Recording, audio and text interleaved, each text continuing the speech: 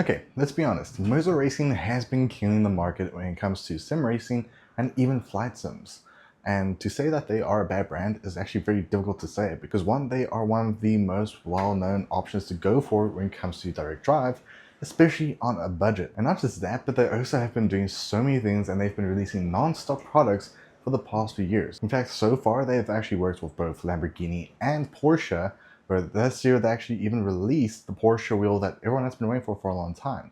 And not just that, but they've been releasing so many new wheels, so many new wheel bases, with their two latest ones being very overkill, but still an option for a lot of those who are wanting to invest into a high-end sim wheelbase. And not just that, but who doesn't love the fact that they have a good open ecosystem for a lot of users to actually use? And besides that, they also have one of the best quick release systems on the market. But despite Moza Racing being one of the most popular brands out there for sim racers, there is one big flaw, and that is support for console users. Now yes, you got the R3 bundle where there's actually, well, support for Xbox.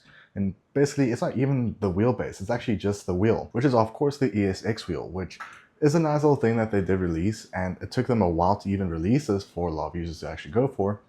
But you have it now on the market, and currently it's actually a good price, and it's actually currently matching the same pricing as most well-known entry-level wheelbases, especially from Logitech. Now why am I saying this?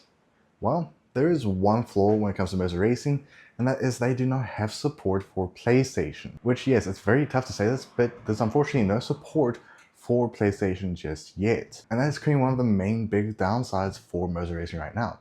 Because the competitors for Logitech, Thrustmaster, Fanatec, and even PXN, they all have support for, well, PC, PlayStation, and Xbox.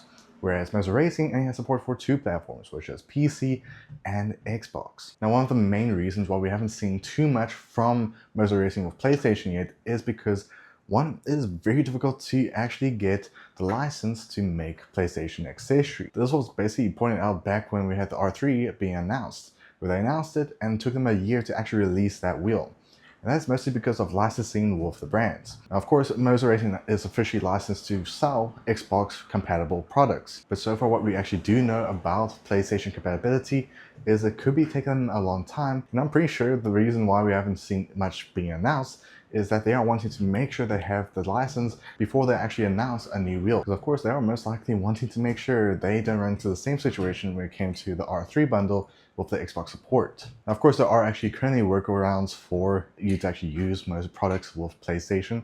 You actually do get little hubs that allow you to actually do it, but it's currently the only way for you to actually use any Moza products with PlayStation. But to conclude this video, I will definitely say I'm pretty sure we will be getting some more announcements from Moza Racing this year that could maybe even possibly include PlayStation support very soon. To be honest, I'm pretty sure they will be announcing something known as, well, an ESP wheel. And if they do, it will maybe either come out this year or even next year. But always do let me know in the comments below. Do you think PlayStation will be announcing a PlayStation wheel for this year? But I hope you guys enjoyed. See you guys next one. Be safe as always and have a great day. Bye.